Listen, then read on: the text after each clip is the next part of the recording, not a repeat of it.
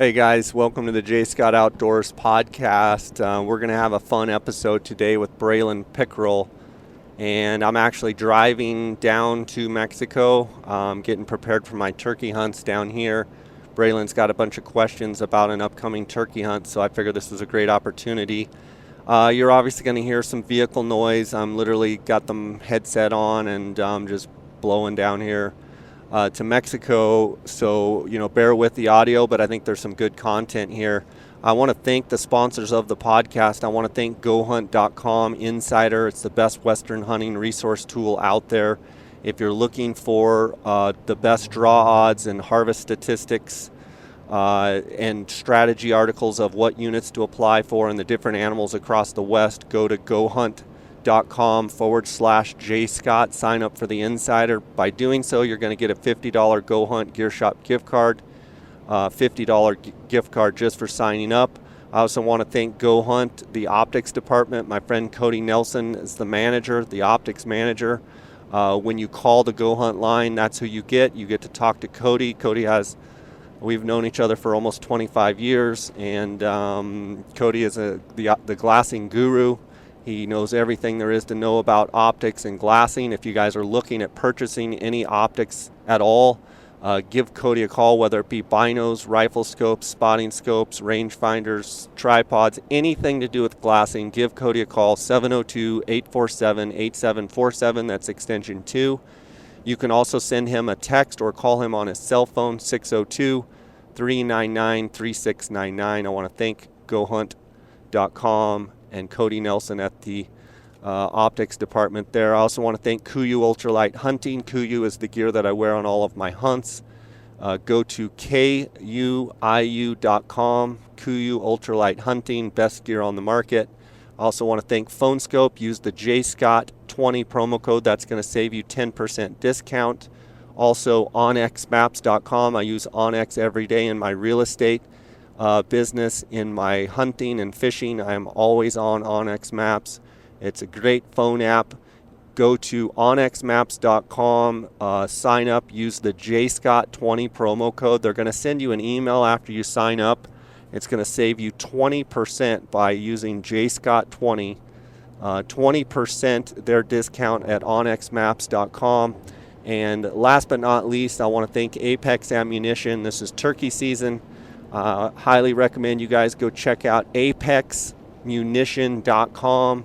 Apex Ammunition is the home of the TSS, the Tungsten Super Shot, and that is the shotgun shells that I'm going to be using. It's an amazing technology of using tungsten, 7, 8, 9 shot, but the fame of the 9 shot tungsten is, all the turkey hunters are talking about it. Tungsten is a heavier, it's a much more dense pattern, and it's just knocking these turkeys off their feet. Go to apexmunition.com to find out more. Guys, thanks for your support. If you have any questions of me, you can send an email at jscottoutdoors@gmail.com. You can also follow along on Instagram. Send me a direct message. That's at jscottoutdoors. Guys, let's get right to this episode with Braylon.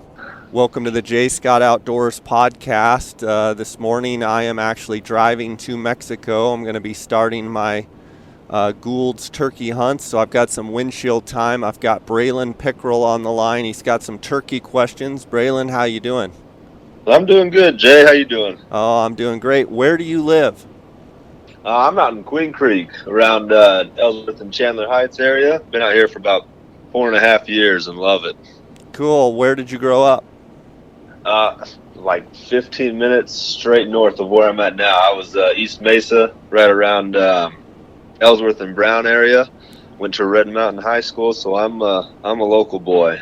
Right on. Sounds good. It sounds like you've got some turkey questions for me, so I thought last night, rather than just talk on the phone, might provide some other hunters out there some value. So just have you fire away and ask your questions, and hopefully I can answer some of them and give some other people some value as well as yourself.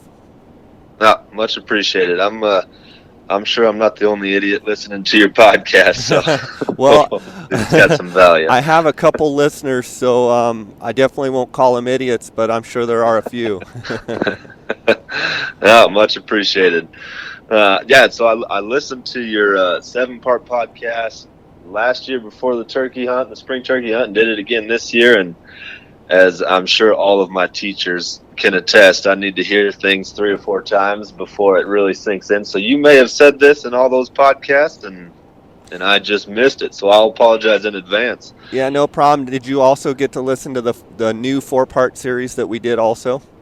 I think I'm 1 episode left. I got 3 of them.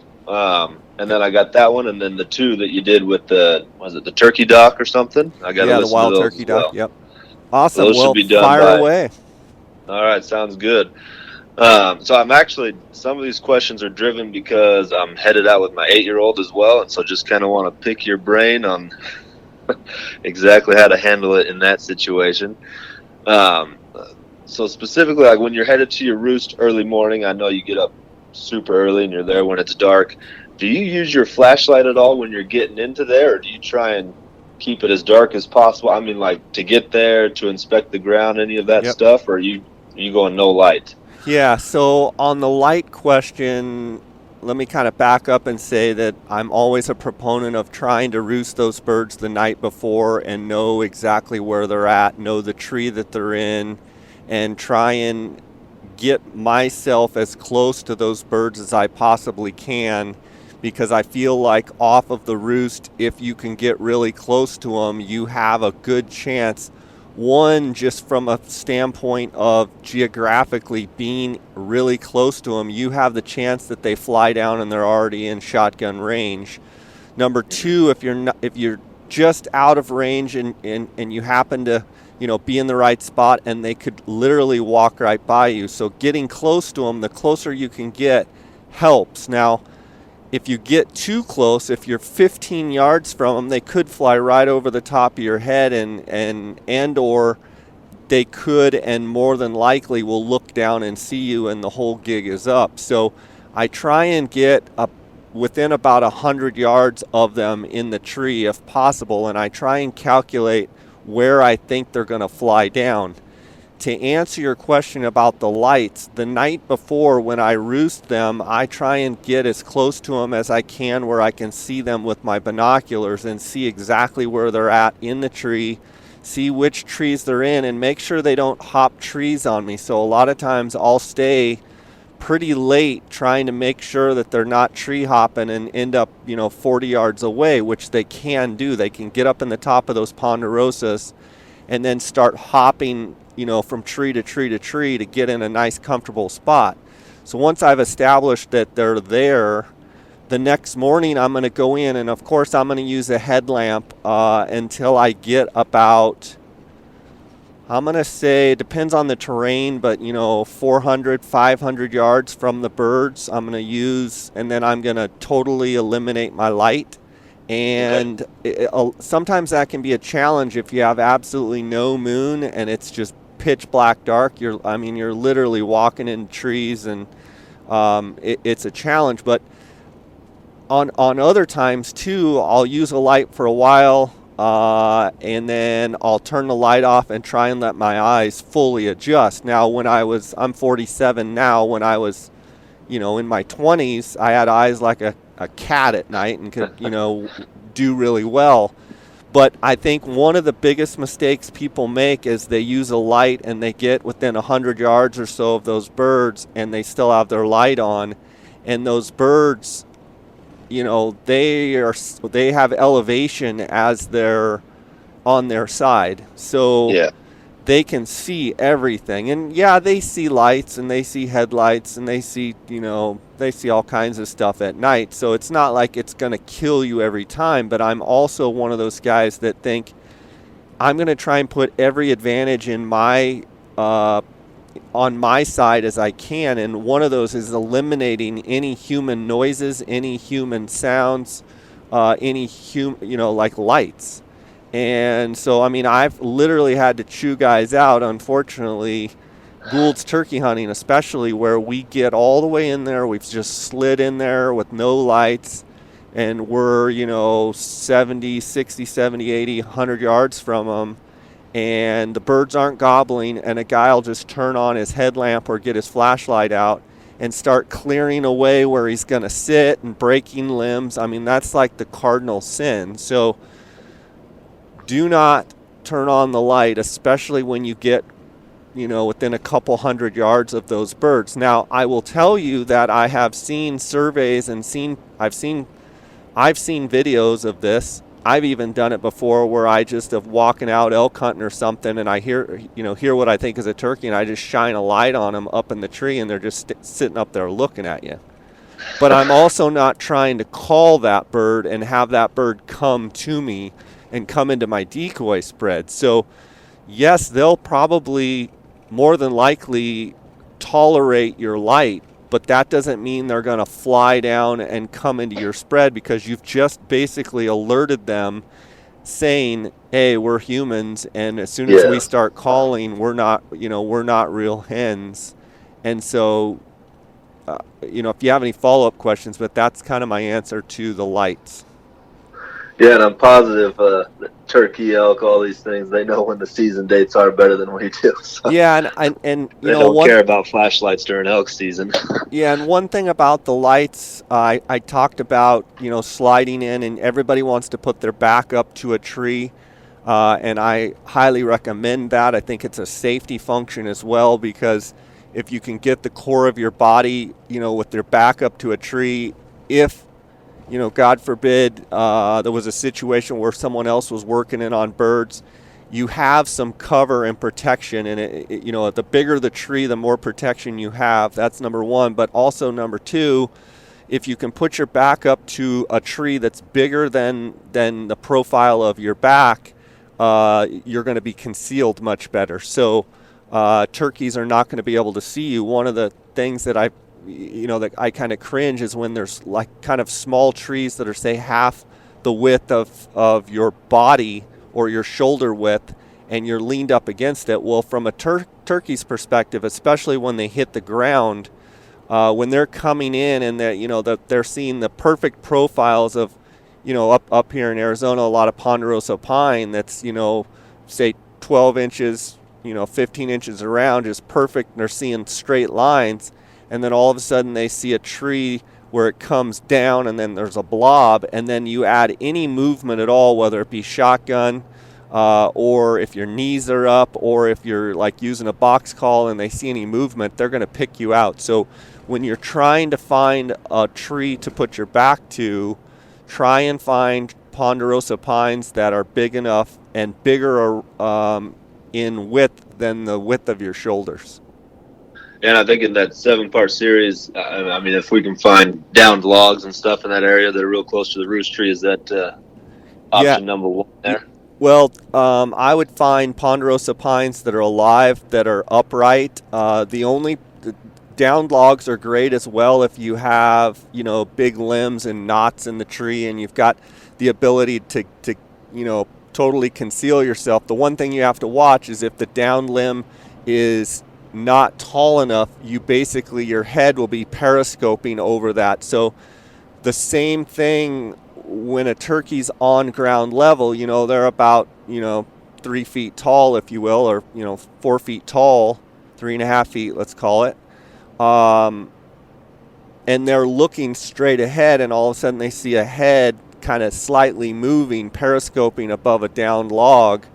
That can be a problem. So on a down log, I always try and sit where maybe there's an arm of a limb that sticks up, where it's going to conceal where my head is sticking up, if that makes sense.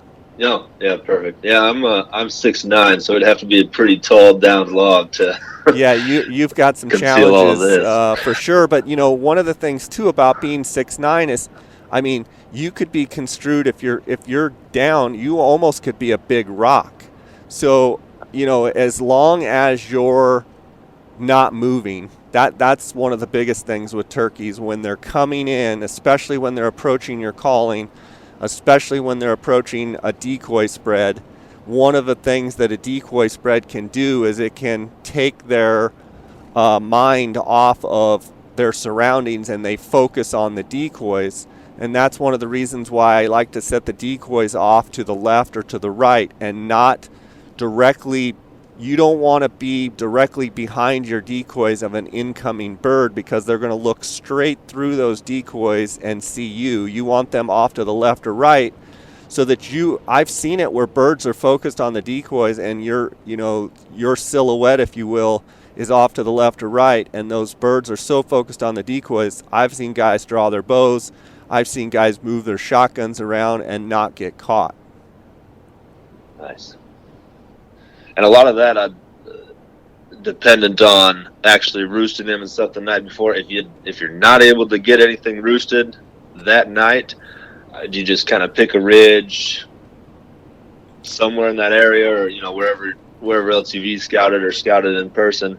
Just kind of pick a ridge that morning, and hopefully something's there making noise when you do your shot gobbles. Yeah, I mean, obviously every night of turkey hunting you don't have birds roosted. I love to have birds roosted, but there's lots and lots of nights where you hear nothing, and you're down in the dumps because you didn't hear any turkeys, you don't have anything roosted. And I think for the mindset that you've got to have then is you've got to go out early.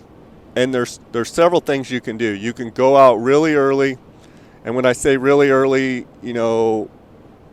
fly down generally in Arizona's, depending on early season and late season, it ranges from about 5:15 to probably about 5:45, somewhere in that range, because of the season starting early, and then it goes into May, and the longer it goes, the earlier the sun comes up. What was I talking about again? What was I going to tell you? I'm driving here in Tucson, and I just kind of got distracted. We were talking about if you don't have something roosted. Yes. So there's two things you can do. You can get in the vehicle and use the vehicle to cover country blowing your Coyote howler, and you can either just blind, just I'm going to a new spot, I'm totally blind, I'm just going to drive. So you drive a mile, you get out, you don't slam doors, you turn off lights, you get away from the vehicle so you can hear, and then you just get a ways. And if you have someone with you, it's great because they can listen while you blow your Coyote howler. Blow the Coyote howler, they're going to answer you right away. So if you blow it, they don't answer. I always try it twice. So I blow it, usually they'll answer right away. And what time would you start driving around doing that? I rarely get them before 4:15. And once it starts hitting about 4:30 to 4:45, that's when it's just prime time of being able to get them. And the nice thing about that time frame is, depending on the terrain, you still have the ability to strike them with the Coyote howler, and you still have the ability to get over and get on them and get set up. It's not ideal, but at least you're still in the game, and you can sneak as close as you possibly can, because every minute that goes by, there's more and more and more gray light, and so you have to be more careful about getting close.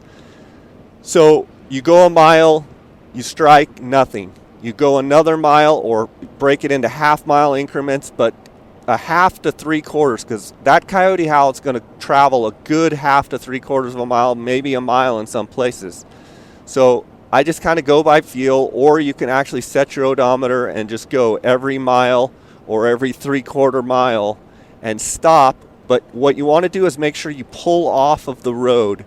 And you don't necessarily have to crash and bang and pull off the road, but just get off of the forest road into the ditch at least, so that if you strike a bird, you can literally just shut the doors and off you go, and people can get by your vehicle.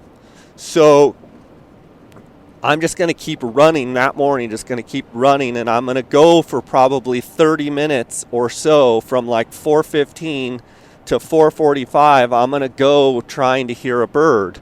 If I don't hear a bird, then I always have a plan of I'm going to go to a place that I think either looks good or that I've scouted and I think that there's birds in the area. And then sometimes I just take a blind area and say, I'm just going to walk, I'm just going to do some walking on this old logging road and see if I can strike a bird, see what happens. So that's kind of from a vehicle standpoint. The other thing that I'll do is I'll just go to an area where I know there's turkeys, and I'll just start walking on foot. And a lot of times I'm walking with no headlamp. I'm walking on a ridge line or walking in a bottom, or I like ridge tops because then you can hear off both sides. You have a lot better peripheral hearing. And I'm just going to prospect, and I'm going to walk a ways, and I'm going to coyote howl. I'm going to walk a ways. I'm going to coyote howl until birds strike. Once they strike, then I'm going to try and I use my Onyx map and try and look, and okay, I've got 2 ravines between us. I need and try and figure out how to get over to those birds. And a lot of times it's a scramble. It's a, you basically have very little time from the time they strike and gobble to the time you need to get over as close as you possibly can, as quiet as you possibly can, to get over on them. And then there's a fine line between when you've struck them and you're trying to get to them, and you don't want to get too close because they're going to see you or hear you and know that, hey, what's this loud sound over here crunching through the pine needles, thrashing around trying to get to us. So there's a real art to sneaking in on gobblers that are up in the roost, because remember, they're up 30, 40 feet up in the air, and they can see a lot more than you feel like you can see on the ground. Okay. And I assume while you're closing that distance, you'd put the coyote call away, right? So they don't think that once they've answered, closer to them. Yeah, once they've answered, I don't like to get closer to them with that same coyote howl. I like the coyote howl. They've answered. And then if I need to use other calls, you can use the owl hooter. You can use, an elk diaphragm, cow elk sounds, especially in these western Merriam's units where there's a lot of elk. You can bark like a cow elk. You can actually do like a little small bull squeal. Just good cow sounds will get them to gobble as well. But owls, especially for the guys in the back east, owls are a huge deal, and we have owls out here, but they don't seem to answer owls as much. The other thing you can use is crow call. I know guys like raven calls, but anything to get them to answer. But once they're gobbling, and they're already gobbling, you've shocked them, and then you're kind of moving towards them, I try not to call to them at all. I try and let them do all of their own stuff. Now, if it's one of those, well, I have no idea how close I am to them. I don't know if I'm, 100 yards or if I'm still, 400 yards. Then I might try and get them to gobble again. But the more you make them gobble, the more chance you have that other hunters are going to hear those birds. Now, there's sometimes when those birds are just up on the limb and you've struck them first, but they were going to, even if you didn't strike them, they were going to gobble their brains out. And those birds can be tough because everybody in the woods is listening for the same birds. Yeah. And typically when they're in the roost and you're calling to them, are you kind of following the same standard rules as if they were on the ground? You're aggressive hen calls, that type of thing? Or are you just trying to mostly make noises so they think a hen is there and satisfied for the time being? So I've got to read the situation. If I've roosted the birds the night before and I know that there's 2 longbeards in the tree and there's no hens, I didn't hear, I listened for other hens to fly up, other turkeys to fly up, but I feel like these are, a bird, a single or a double, roosted, and there's no hens around, I'm going to play that much differently than if I hear or see a whole flock of turkeys fly up. If I've got a single, I'm going to let them gobble. I'm set up. I've got my back to a tree. I'm dialed in. I've got it. I'm within 100 yards. Within 50 to 100 yards would be my preference. And I think I've got lone birds in the tree. I'm going to let them gobble and gobble and gobble and gobble and gobble and gobble. And right before I feel like they're going to fly down, then I'm going to engage them. And when I engage them, I'm going to judge by their response of how quickly they respond to me and how aggressively they respond to me. And if they hammer back at me and really are on me, I'm not going to call anymore. Right before they fly down, I'm going to call just to let them know I'm still here. And my hopes are they're going to fly down and come over to me. That's the exact opposite of what they do in nature. Normally, those birds will stay, the gobblers will stay in the up on the limb, and the hens will come to the gobbler. That's why you've seen situations where gobblers will stay in a tree gobbling their absolute brains out, and you've hen called. They're expecting you to come to them. So you've got to kind of play a mind game with them that you have to be enticing enough that, hey, that she sounds pretty good. Yeah. But then you almost have to frustrate them. Why the heck is she not coming over here? I've been frustrating people my whole life, Jay. So you're used to it? Yeah, you're used to it. Yeah.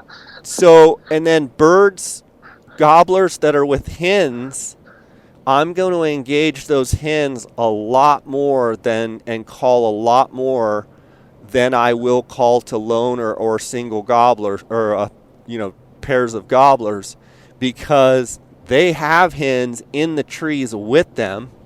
More than likely, the hens are going to fly down, gather and assemble underneath the gobbler's tree.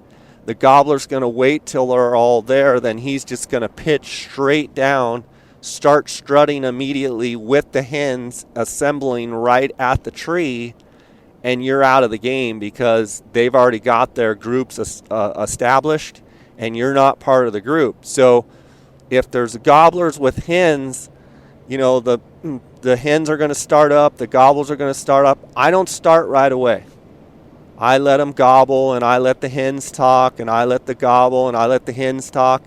And then now, after they've, because how unnatural is it if all of a sudden the very first gobble, and it's still dark, and you start in with your hen call? That's not like supernatural, because he's thinking, where were you last night? Why didn't you make any noise? That throws a red flag up to him. So Gotcha. Let the hens kind of start going, the gobblers going, the hens are going, then I'll start in.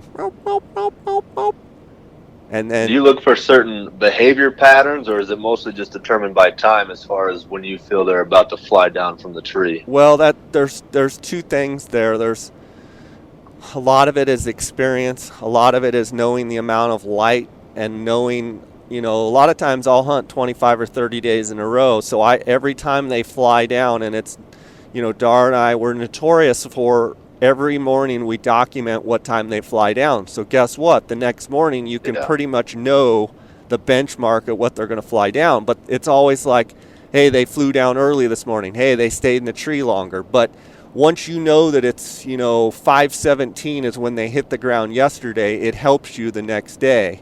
I've seen birds fly down when you can absolutely barely see, 15, 20 yards.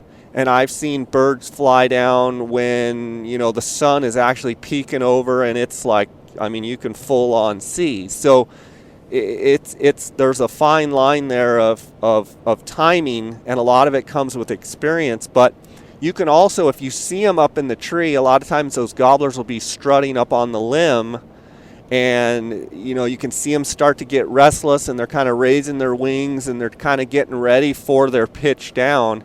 And that's when I'll start, getting on them for sure. Now with hens, if I know they're just loaded up with hens, I'll actually start in and start mimicking those hens and having a conversation with those hens, in the dark. And just, they're, I'll go, if they go, I'll go, I'll match what they're doing. If they cluck and then go into a yelp, I'll do that. If they yelp and then end with a cluck, I'm basically trying to mimic that hen. And then you'll start getting where they pop, pop, pop, pop, and they're getting more aggressive, and they're wondering, who are you? I'll just go right back at them, because I look at it like this. They're going to fly down and probably go either towards you or away from you, either way.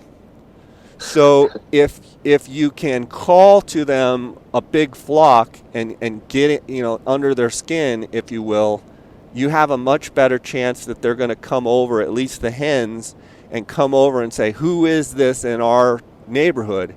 And that's where decoys come in too. If you have good decoys, You also have a little bit more time there where not only do they hear the sound you're making, but they see the decoys and they're coming over going, there's a whole group of hens over here. Where did they come from? And look, there's a Jake here too, or there's a full strut gobbler here. And then the longer you can engage with that group, the longer you have the chance that gobbler's going to go, okay, heck with it. I'm going to fly down and go see what's going on over there. Yeah. Under normal circumstances, not during hunting season, do they prefer to fly uphill out of the roost, kind of backwards thinking of what they do at night? They get uphill so they have a shorter flight to the tree. Will they follow that kind of pattern? That's kind of more determined by food? So let me back up and say normally, and we're talking about Merriam's turkeys mostly and Gould's as well, they are going to go and walk up a ridge and fly across to their tree where they have to expend as little energy as possible. So reverse that in the morning, I've seen them up on the top of these big trees, either big black oaks for the Goulds or in ponderosas for the Merriams, and they're up there and they'll pitch and they go 200 yards gliding, and they glide all the way down to the bottom to the forest floor. And I've seen them pitch directly across side hill and then walk down the hill, and I've seen them pitch cross hill and go on top. So I don't think there's any set hard and fast rule as to how they're going to fly down. They love being on benches. They love to roost where it's like steep and then there's a bench, because what they'll want to do is they'll just want to pitch down to the bench that's right at the base of their tree, and a lot of times they'll assemble, and that's when you've heard of all the assembly calling and the assembly yelping. They'll kind of assemble on the bench, and then they could go any direction. So I would always say that if they're on a lip of a ridge and they've basically they've walked the ridge line the night before and they've pitched kind of up and across into trees, I'm going to try and be on that flat ridge and hope that they pitch right back onto that spine and kind of assemble and then go about their day. I've seen it, though, where they're in that tree, you're set up on top, and they fly down and go straight off, glide down 50 yards and then, assemble down on a bench down on the bottom. So it's a little bit of feel, and the reality is most of us are only right 50% of the time. They're either going to come your way or they're going to go the other. There's not I don't think there's a set and hard rule that you can go by. Yeah. No, that makes sense. All right, so I think that's the final morning question. You can move on from there. So when you're doing your running and gunning, like the mid-morning, afternoon stuff, walking those ridges like we were talking about a minute ago, are you mostly just shot gobbling, listening for the calls? I mean, just kind of looking out right out in front of you, hoping not to see something, or is there ever any times where you're glassing anything, or is it pretty much just run and gun, shot, are you gobble? Talking mid-morning, or are you talking middle of the day or mid-afternoon? What kind of time frame do you mean here? Anything other than the roost time? Is that kind of what you mean? Yeah, really anything other than the roost time. So if you're doing something different kind of afternoon than mid-morning, then both. Okay, so after the roost time, you've either made a play and they've either come your way and you've gotten a shot, or they've moved away. And if they move away and they're still gobbling and the hens are still talking, they're going in a direction. The likelihood of you following behind them and catching up with them is not good, because they're going to see you.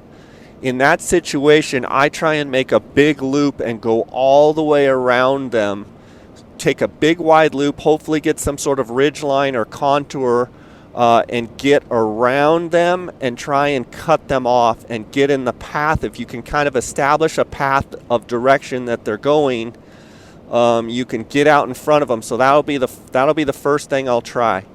Once either that plan foils, or let's just say things quiet down and you don't have any idea where they're going to go, I'm going to go into more of what I call a run and gun situation, where a lot of times I'm going to be using my box call and I'm just going to be doing kind of some lost hen type yelps and just kind of a series of, meow, meow, meow, meow, meow, meow, meow, meow, meow, meow, meow, meow, meow, and then just listening, and maybe get a far off gobble, maybe strike a new bird, and then be able to, from there, judge, do I need to close half the distance or what do I need to do? The other thing you can do is you can get the coyote howler out again, and you can try and,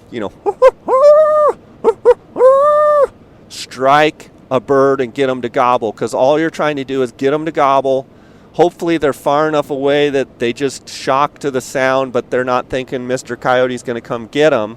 Coming to get you, yeah. And then you can make a play from there. A lot of times that play is trying to close that distance half as much or more, to try and get as close to them as you possibly can without spooking them. So that's another fine line of, the closer I can get to them before I turkey call to them, the better the chance I have of me calling those birds in. The other part of that is midday. A lot of times midday, my strategy is not going to be, it'll be shock gobbling some, whether it be a crow call or just, with my box and trust, or with a, crystal slate call, pot and peg style call, just trying to strike and reach some sound out there and get a bird to strike. In Arizona, a lot of times during the middle of the day, I'm going to sit somewhere near water, because a lot of times I've found birds during the middle of the day, I'll find them by water. And so I'm just going to sit and periodically with my box call throw some yelps out there and try and get some birds either coming towards water and getting them to answer, and kind of being where the birds want to be. Going back to and to the listeners out there, you probably hear the roar of my truck just humming along here. So we're doing the best we can with the audio here, but Braylon, to get back to what do I do during the day? So I think it's important for people to understand that turkey hunting is from my perspective, best are the mornings. Mornings are the best time. Historically, I've killed more gobblers in the morning than any other time. It seems like for the first couple hours, especially when it's nice and cool, you get good action, good gobbling, and it's usually a sun up till probably 2 hours, let's say. And then as each hour goes on throughout the day, you're going to get, in my experience, less and less and less gobbling.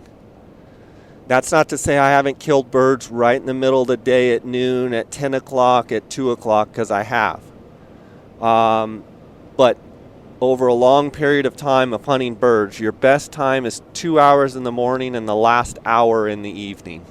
So what do you do during the middle of the day? Well, from that, say 8 o'clock to 10 o'clock, I'm usually walking ridges where I can hear off both sides, and I'm trying to either shock with my coyote howler, but more than my coyote howler, I am using my box call, trying to get sound out there and just try and get a bird to answer. Then I talked about midday, how I'm a lot of times I'll go take a nap and go hang out by a dirt tank, or kind of in a bottom where there's a lot of turkey sign and tracks, and there's maybe a small little creek, not a creek that there's like rushing water so you can't hear and they can't hear, more of just like there's some water in the bottom of a canyon or a pothole, and you see turkey tracks and turkey poop around there. You're like, this is a good spot, I'm just going to kind of take a nap here for an hour or two. And then periodically I'll wake up and hammer on the box call, and I can't tell you how many times I've done that and kind of nap and semi-dozing, and all of a sudden you hear a bird gobble and he's 100 yards, and you wake up in a scramble and get your face net all pulled up, and a bird comes right in. Then as it gets into the afternoon, my whole afternoons are set up in a mindset of yes, I'd love to get a bird this afternoon, but my whole mindset is I want to be able to roost birds tonight.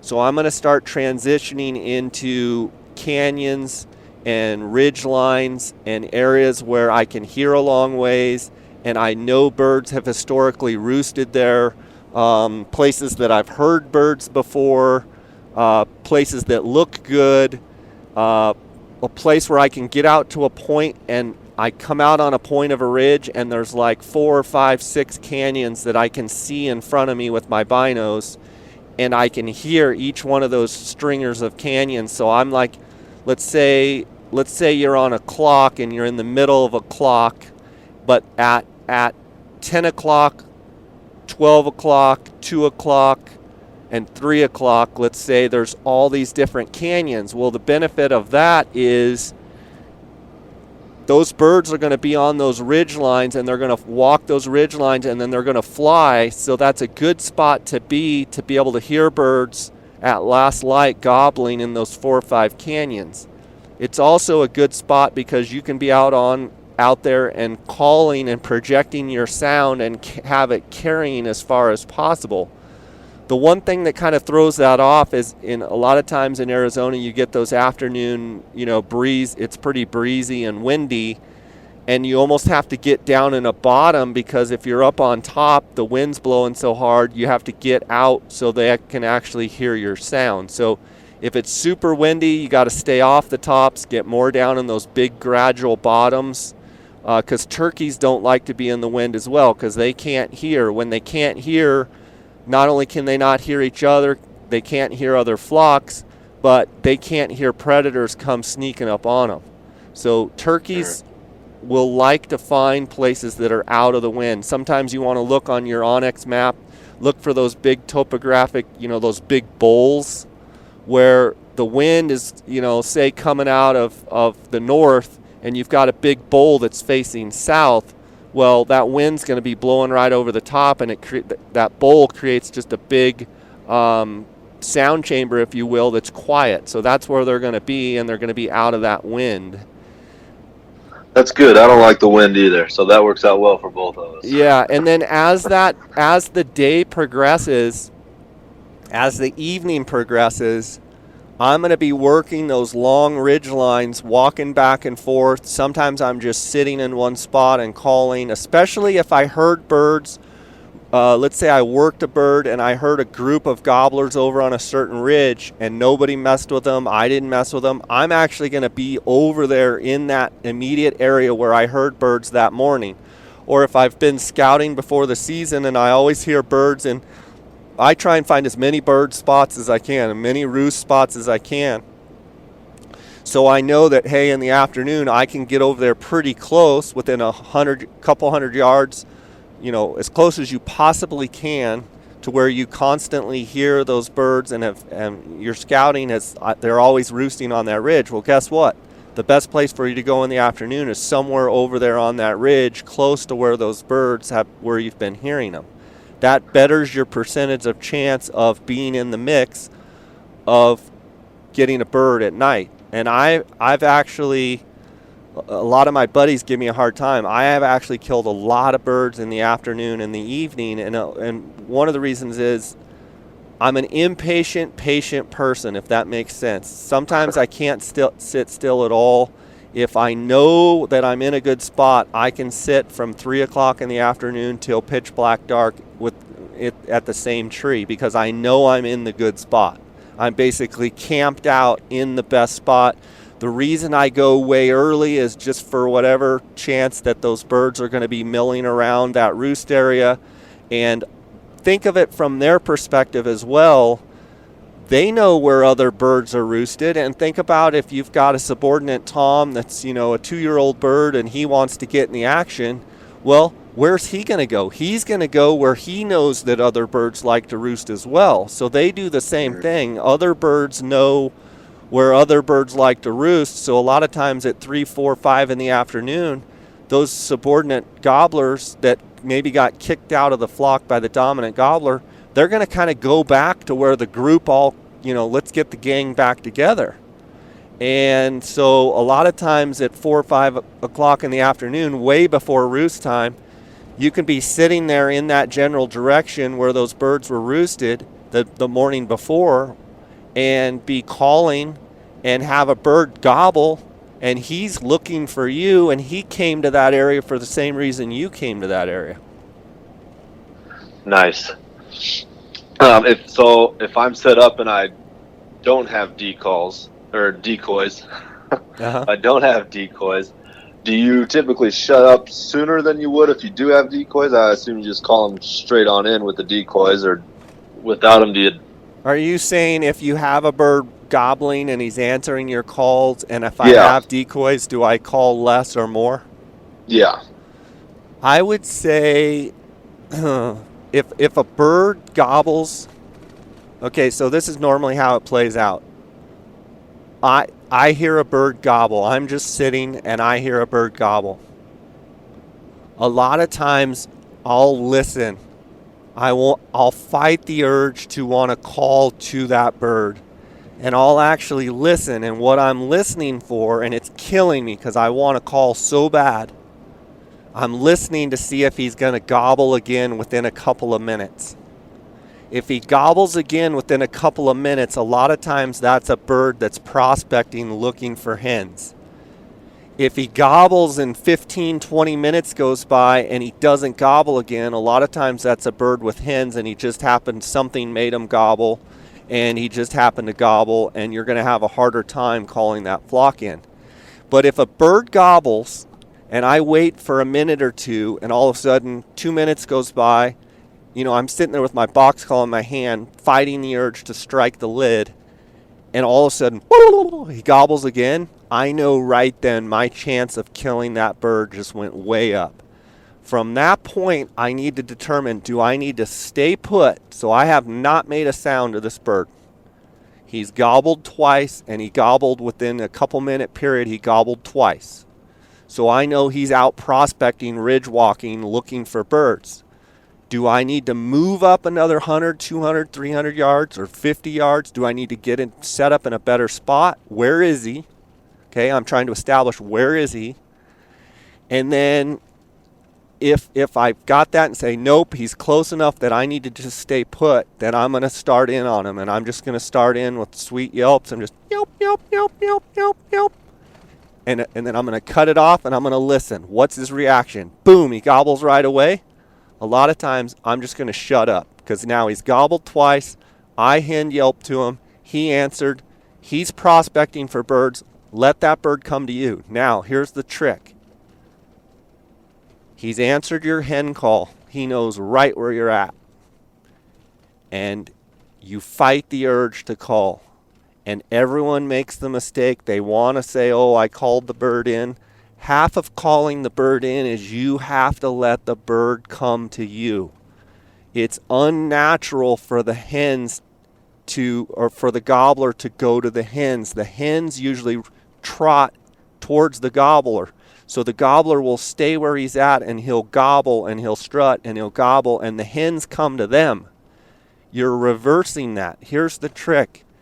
You already know he's answered your call. You already know that he's gobbled a time or two and he's prospecting for hens. Now you shut up and you don't call. And as he's coming, boom, he gobbles, he's half as close.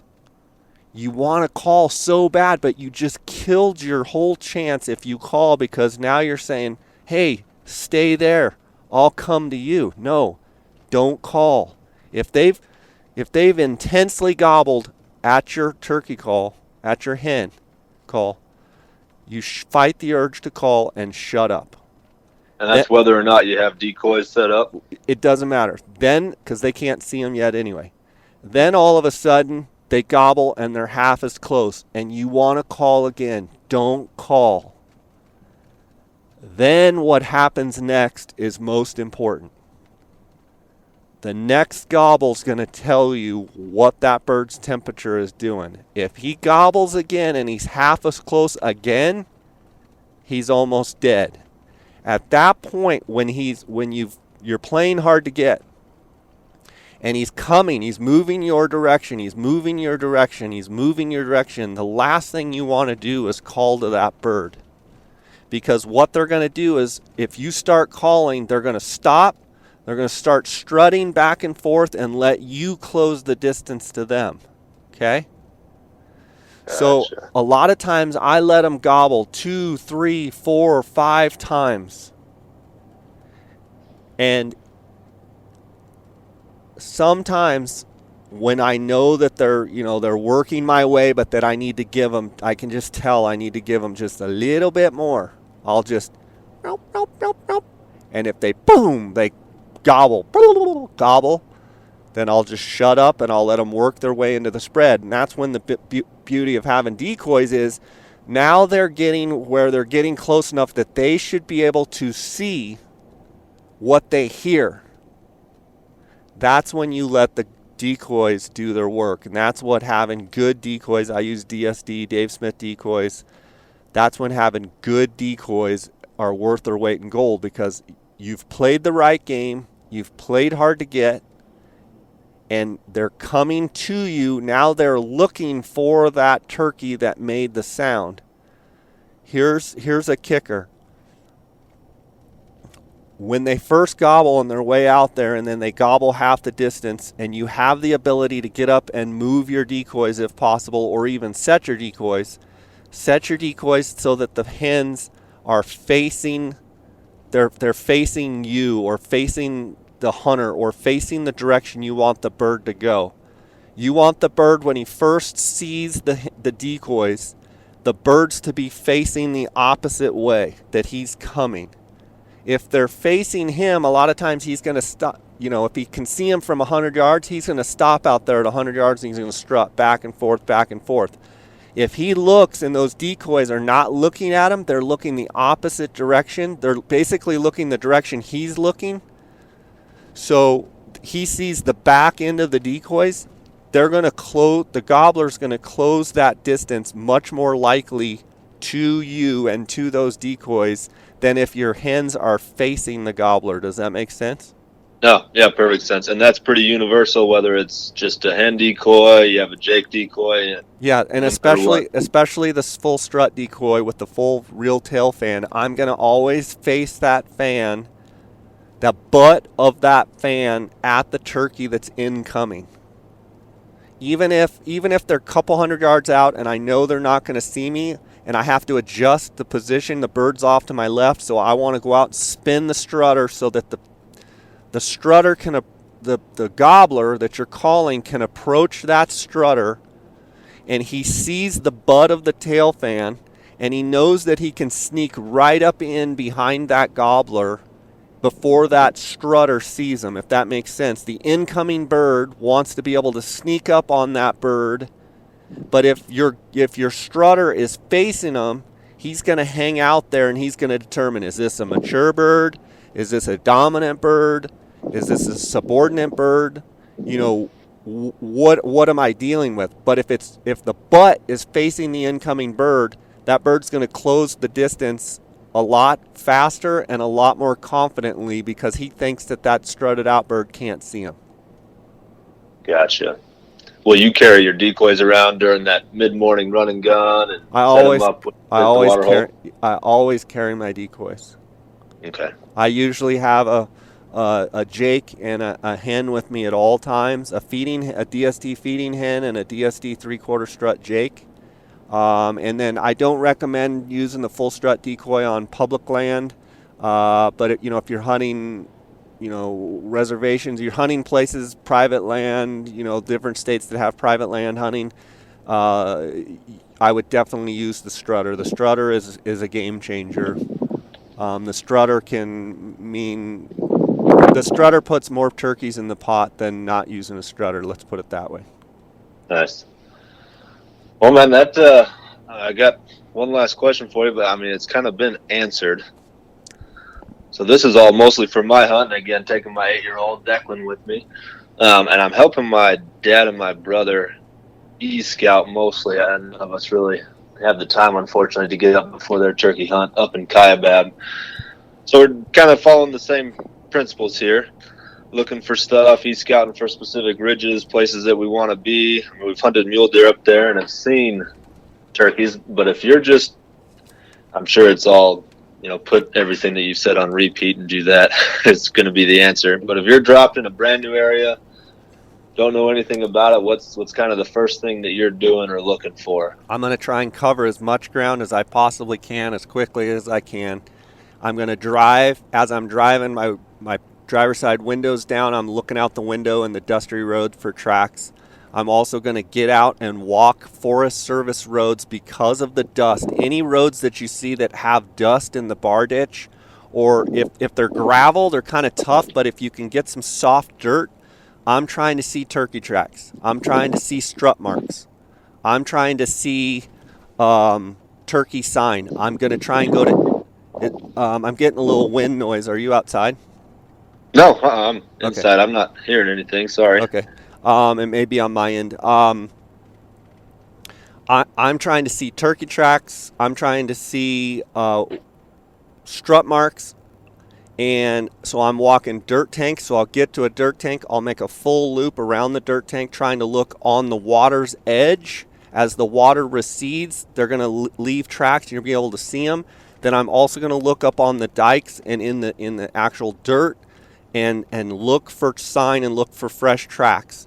If they're in the mud and they're old, or if they're in the dust, what you're looking for is in the dust, in the light dust of the dirt where it's the lightest. If you see turkey tracks, usually that's pretty fresh within a day or so, because with the wind and stuff we have, those tracks in the light sand and dirt don't stay very long. So I'm going to look for the knuckle marks of the turkeys. If you can see the ridges of the bottom part of their foot, or their pad, if you will, and you see those ridges, that means that track is probably that day. That's what I'm looking for.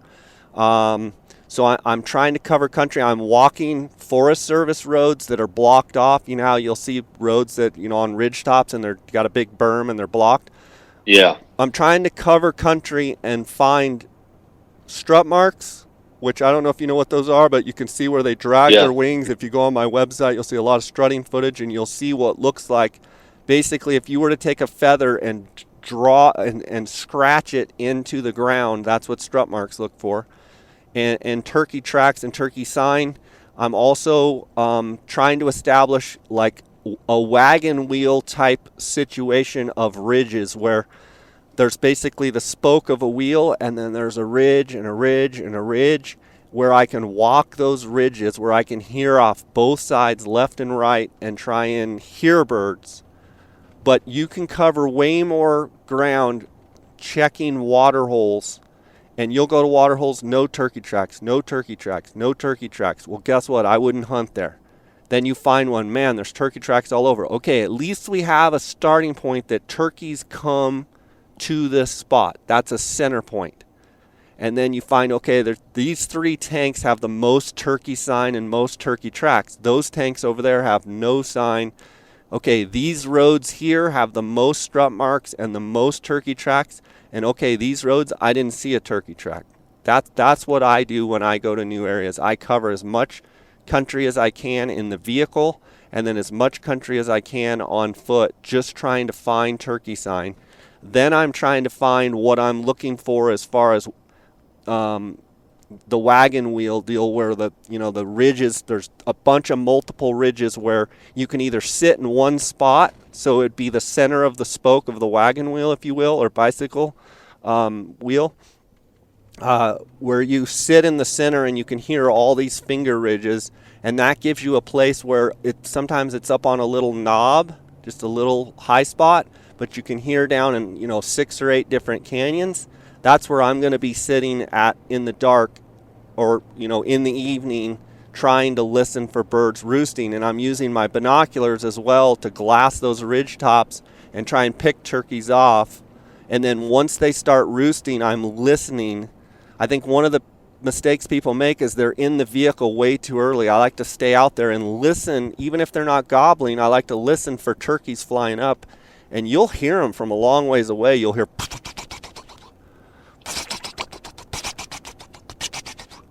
and so if they don't gobble, you can get your binos out and be looking, because now they've flown up in the tree, and a lot of times they're up towards the top, and you can see them. And you're like, there's a strutter. I can see his beard in the tree. He's never gobbled.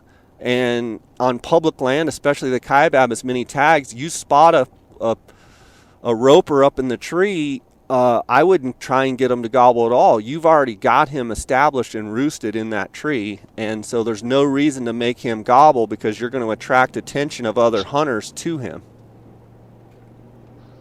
No, that's perfect. Thank you very much.